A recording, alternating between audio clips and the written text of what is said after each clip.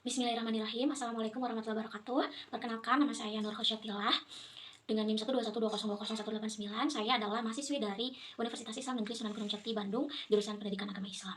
Yang di video ini saya akan memenuhi tugas ujian akhir semester mata kuliah Filsafat Ilmu yang diampu oleh Bapak Dr. Haji Yudi Irfan Daniel MAG yang akan membahas beberapa abstrak tentang perkembangan ilmu pengetahuan dan seputar ilmu filsafat ilmu.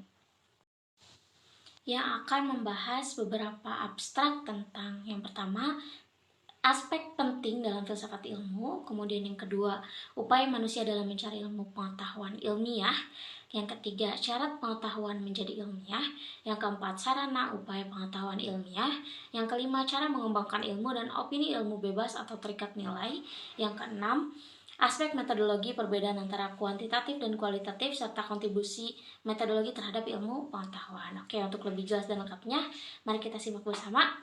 Check it out. Oke, langsung saja. Hal yang pertama akan dibahas yaitu tentang aspek penting dalam filsafat ilmu. Di sini terdapat 3 aspek penting yang menurut saya akan selalu ada dalam filsafat, yaitu perihal pertama ontologi, kedua epistemologi, dan ketiga aksiologi. Nah, apa sih itu istilah-istilah tersebut? Oke, kita kenali lebih jauh ya. Yang pertama adalah ontologi. Ontologi ini adalah sebuah realitas, yaitu menimbulkan pertanyaan apa, yaitu membahas atau membicarakan tentang hakikat sesuatu atau hakikat benda yang tugasnya yakni memberikan jawaban atas pertanyaan secara hakikat. Kemudian yang kedua, itu secara dasarnya ya. Kemudian yang kedua adalah epistemologi, yaitu menjelaskan atau mempertanyakan bagaimana, atau metodologi, yaitu membicarakan atau mengkaji tentang cara memperoleh pengetahuan, mengkaji soal sumber pengetahuan dan bagaimana manusia dapat memperoleh pengetahuan serta norma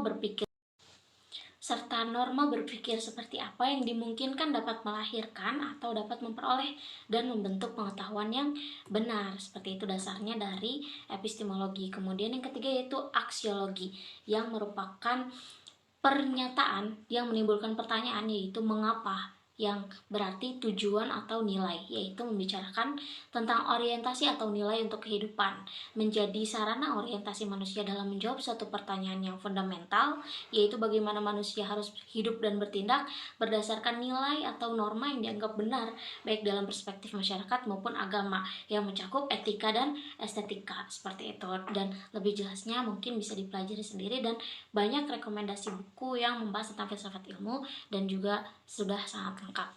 Di sini saya hanya akan memantiknya saja. Oke, ke materi yang kedua yaitu tentang upaya manusia dalam mencari ilmu. Oke, materi yang kedua langsung saja yaitu tentang upaya manusia mencari ilmu pengetahuan, yang dalam singkatnya yaitu sumber ilmu pengetahuan ya. Di sini saya merangkum ada 4 dan mungkin masih banyak di luar sana, namun saya akan membahas 4 ini saja dulu. Yang pertama yaitu kesaksian atau otoritas, yaitu bersandar pada kesaksian orang lain. Kesaksian atau otoritas ini memang merupakan sumber pengetahuan yang umum, yaitu seperti kalau dalam filsafat seperti yang telah dicontohkan oleh Socrates maupun Marcus Aurelius dan lain sebagainya, yang memang mencontoh kehidupan orang-orang sebelumnya baik dalam berpikir maupun dalam bertindak, dan ini bisa dijadikan sebagai sumber pengetahuan seperti itu. Dan yang kedua yaitu persepsi indera atau empirisme, yaitu apa yang dilihat, dengar, sentuh, cium, dan cicipi dapat membentuk pengalaman yang konkret sehingga membentuk bidang pengetahuan. Seperti itu singkatnya. Kemudian yang ketiga yaitu pemikiran akal atau rasionalisme. Nah, di rasionalisme ini kita dapat mengetahui apa yang dipikirkan dan bahwa akal mempunyai kemampuan untuk mengungkapkan kebenaran dengan diri sendiri, atau bahwa pengetahuan itu diperoleh dengan membandingkan ide dengan ide. Yang keempat yaitu intuisi dan wahyu, yaitu keyakinan adanya wujud tertentu di luar zat atau benda fisik melahirkan anggapan bahwa ada sumber pengetahuan lain di luar wujud atau zat. Jadi ini di luar kehendak manusia. Suatu keyakinan ada sebuah aktivitas metafisika di luar kendali manusia dan menghasilkan sebuah sumber pengetahuan seperti itu.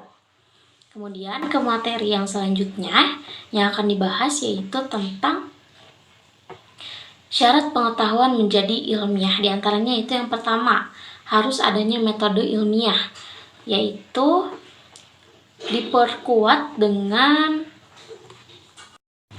metode ilmiah ini sendiri merupakan suatu prosedur atau cara mengetahui sesuatu yang mempunyai langkah-langkah sistematis, dan di dalamnya tersebut terdapat metodologis, yaitu tadi kuantitatif dan juga kualitatif. Dan kemudian metodologi ini ya termasuk dalam secara filsafati, termasuk dalam apa yang disebut sebagai epistemologi, yaitu sebagai cara atau bagaimana kita mendapatkan ilmu pengetahuan, seperti itu. Kemudian yang kedua yaitu dengan teori. Teori adalah serangkaian bagian atau variabel, definisi dan dalil yang saling berhubungan yang menghadirkan sebuah pandangan sistematis, atau lebih singkatnya yaitu teori adalah sekumpulan pernyataan yang mempunyai kaitan logis yang merupakan cerminan dan kenyataan yang ada mengenai sifat-sifat suatu kelas, peristiwa, atau suatu benda.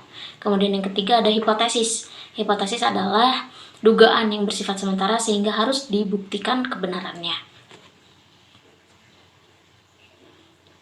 Kemudian selanjutnya yaitu logika. Logika seperti yang telah kita ketahui adalah penalaran yang merupakan suatu proses berpikir yang membuahkan pengetahuan. Maka dari itu ilmu pengetahuan harus dapat menghasilkan atau dapat dijelaskan secara logika, seperti itu. Dan yang selanjutnya adalah data dan informasi. Data dan informasi ini adalah cabang ilmu atau usaha untuk mengidentifikasi sebuah ilmu pengetahuan, kemudian menganalisa, membandingkan, dan membedakan fakta-fakta yang tergantung kepada adanya klasifikasi yang disebut taksonomi, dan ilmuwan terus berusaha terus menyempurnakan taksonomi untuk bidang keilmuan mereka.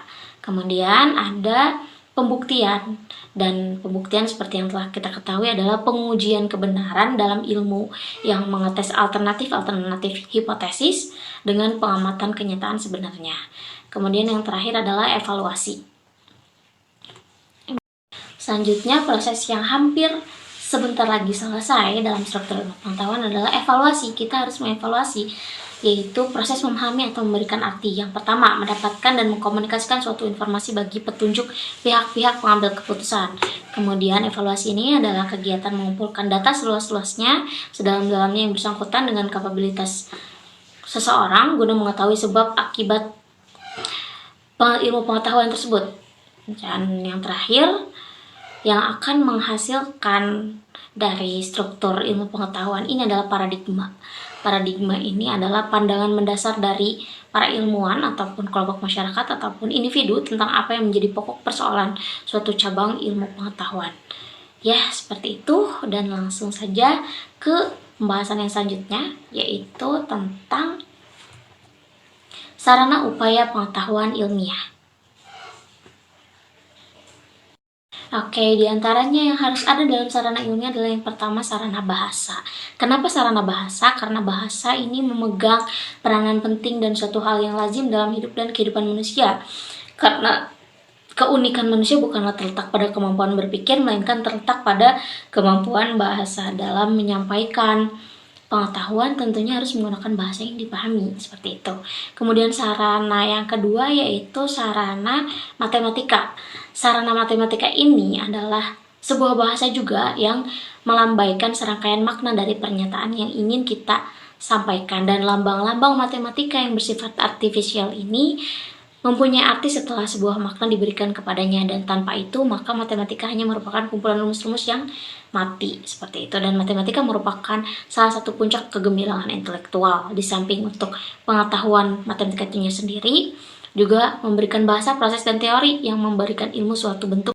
Kemudian yang ketiga adalah sarana statistika. Nah, dalam sarana statistika ini untuk mendapatkan ilmu diperlukan sarana berpikir ilmiah, dan sarana berpikir ini diperlukan untuk melakukan kegiatan ilmiah secara baik dan teratur.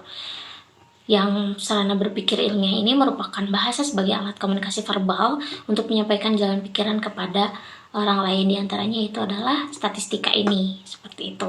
Kemudian yang terakhir sarana ilmiahnya itu logika, dan seperti yang telah kita ketahui logika ini merupakan kumpulan-kumpulan kaidah yang memberikan jalan atau berpikir secara tertib dan teratur sehingga kebenaran ilmu pengetahuan pun insya Allah dapat diterima dengan orang lain gitu. Jadi logika pun akan memberi suatu ukuran atau norma, yakni suatu anggapan tentang benar dan salah terhadap suatu kebenaran. Oke, pembahasan selanjutnya yaitu cara mengembangkan ilmu dan opini ilmu bebas atau terikat nilai. Jadi, dalam pembahasan tentang nilai atau tujuan ilmu pengetahuan itu terdapat pada cabang filsafat yaitu aksiologi terususnya ya.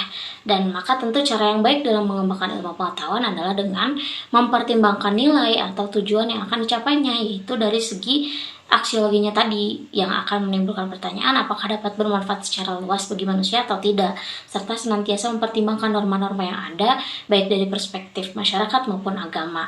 Dan ilmu pengetahuan ini senantiasa terikat dengan nilai dan dengan aksiologi, yaitu yang membahas tentang etika dan estetika seperti itu. Seperti yang telah kita ketahui bahwa etika ini adalah perihal benar dan salah, sedangkan estetika ini perihal baik dan perihal indah dan juga buruk, seperti itu ya.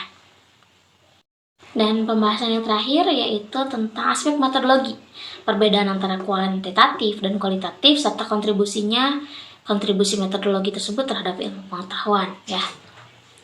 Jadi dijelaskan lebih awal bahwa perbedaan antara metodologi pendekatan kuantitatif dan juga kualitatif ini adalah dari segi penggunaannya, yaitu penelitian kualitatif yang pertama digunakan dalam studi yang bertujuan untuk mengeksplorasi pengalaman, perasaan, dan juga persepsi. Sedangkan penelitian kuantitatif adalah digunakan dalam studi penelitian yang bertujuan menjelaskan prevalensi, pendapat dan sikap, sifat masalah, serta merumuskan teori. Dan kontribusinya dari penelitian kuantitatif dan juga kualitatif ini yaitu untuk kegiatan memperbaiki metode ilmu pengetahuan itu sendiri, meliputi cara, model, algoritma ilmu pengetahuan, dan lain sebagainya.